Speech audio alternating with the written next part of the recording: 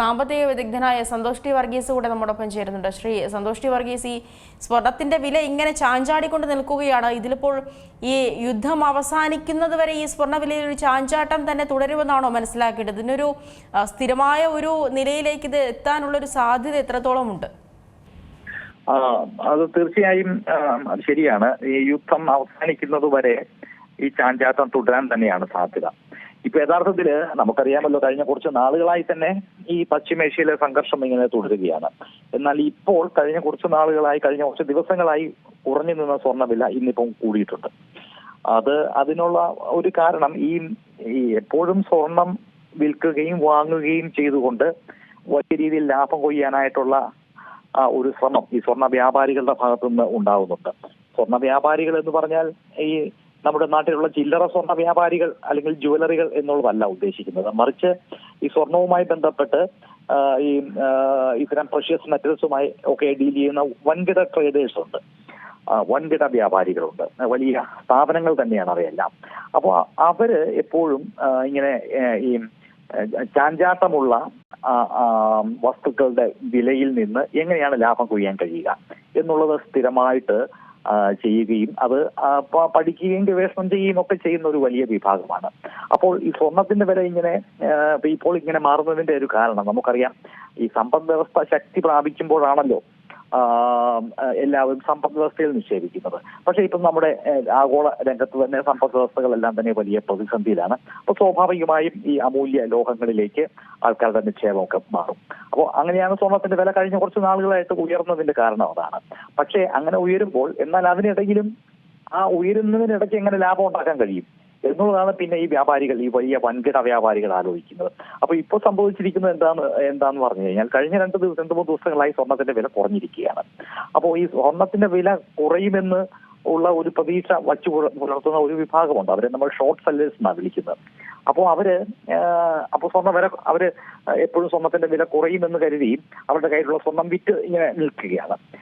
അപ്പോ കുറച്ച് 3-4 ദിവസമായി സ്വർണത്തിന്റെ വില താഴ്ന്നു നിന്നപ്പോൾ ഇപ്പോൾ അവർ മനസ്സിലാക്കുന്നത് അവര് ഇനി വാങ്ങിയാൽ അവർക്ക് ലാഭം ഉണ്ടാക്കാനായിട്ട് കഴിയും. അപ്പോൾ അവര് സ്വർണത്തിന്റെ വില കുറയുമെന്ന് കരുതി അവരുടെ കയ്യിലുള്ള സ്വർണം വിറ്റു.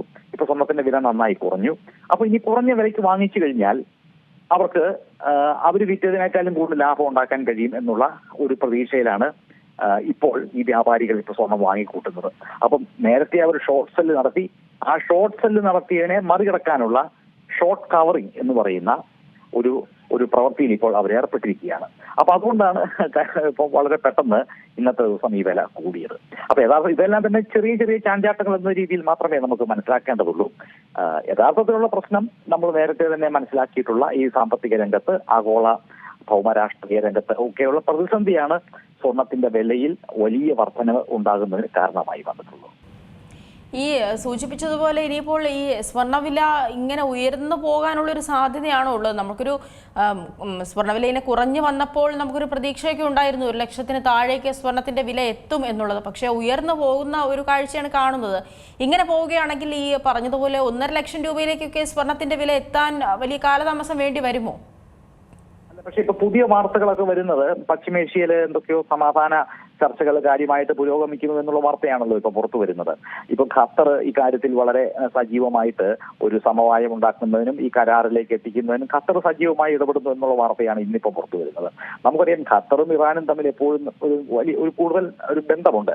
അത് രാഷ്ട്രീയപരമായി മാത്രമല്ല സാമ്പത്തികപരമായി തന്നെ അവർ തമ്മിലൊരു ബന്ധമുണ്ട്. കാരണം ഈ ഹോർമൂസ് കടലിടുക്കുമായി ബന്ധപ്പെട്ട ഖാർഗ് ദ്വീപുണ്ടല്ലോ, അവിടെ അതാണല്ലോ ഒരു പ്രധാനപ്പെട്ട ഒരു വാതകത്തിന്റെയും ഒക്കെ ഒരു പ്രധാനപ്പെട്ട ഒരു ദ്വീപ് എന്ന രീതിയിൽ. അപ്പോൾ അതിന്റെ ഒരു ഭാഗത്തിന്റെ ഉടമസ്ഥാവകാശം ഖത്തറിന്റെ കയ്യിലും മറ്റ് ഒരു ഭാഗത്തിന്റെ ഉടമസ്ഥാവകാശം ഇറാന്റെ കയ്യിലുമാണ്. അപ്പോൾ ആ അർത്ഥത്തിൽ സാമ്പത്തികപരമായും പിന്നെ രാഷ്ട്രീയപരമായും കൂടുതൽ ഇറാനോട് ചേർന്ന് നിൽക്കുന്ന ഒരു രാജ്യമെന്ന നിലയിലാണ് ഖത്തറിനെ പൊതുവെ വിലയിരുത്തുന്നത്. പക്ഷെ അങ്ങനെയാകുമ്പോഴും ഖത്തറിന് അമേരിക്കയുമായിട്ട് നല്ല രീതിയിലുള്ള ബന്ധങ്ങളുണ്ട്. അപ്പോൾ ഖത്തർ ഇപ്പോൾ രംഗത്ത് ഇറങ്ങുന്നു. അതോടുകൂടി ഇപ്പോൾ ട്രംപ് പറയുന്ന കാര്യങ്ങൾ നമ്മൾ മനസ്സിലാക്കുമ്പോൾ ഇടയ്ക്ക് ഭീഷണിയും ഇടയ്ക്ക് ആക്രമണവും, എന്നാൽ ഞങ്ങൾ കരാറിലേക്ക് ഏർപ്പെടാൻ പോകുന്നു എന്ന രീതിയിലാണല്ലോ അദ്ദേഹത്തിന്റെ സംസാരം മുഴുവൻ മുന്നോട്ട് പോകുന്നത്. അപ്പോൾ ഇത് ഒരു കരാറിലേക്ക് എങ്ങനെയാണ് എത്തിക്കാൻ കഴിയുക, ഇറാനെ എങ്ങനെയാണ് ഒരു കരാറിലേക്ക് എത്തിക്കാൻ കഴിയുക എന്നുള്ളതിന്റെ ഈ സമാധാന ഭേദ എന്ന് പറയുന്ന ആ ക്യാരക്ടറിസ്റ്റിക് പോളിസിയാണ് ഈ ട്രംപ് നടപ്പിലാക്കിക്കൊണ്ടിരിക്കുന്നത്. അപ്പൊ താമസിയാതെ കരാറിലേക്ക് എത്തുമെന്നുള്ള ഒരു പ്രതീക്ഷയിലാണ് ഇപ്പോൾ നിൽക്കുന്നത്. അപ്പോൾ അങ്ങനെയാണ് എങ്കിൽ ഈ പശ്ചിമേഷ്യയിലെ സംഘർഷത്തിന്റെ ഭാഗമായി ഉണ്ടായ വില വർധനവ് ഇനിയിപ്പോ സ്വർണത്തിന് ഉണ്ടാകുമെന്ന് നമുക്ക് കരുതാൻ കഴിയില്ല.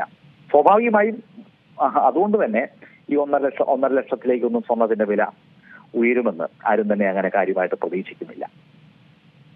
ശരി, വളരെയധികം നന്ദി ശ്രീ സന്തോഷ് ടി വർഗീസ് ഈ ഒരു ഘട്ടത്തിൽ പ്രതികരിച്ചതിന്.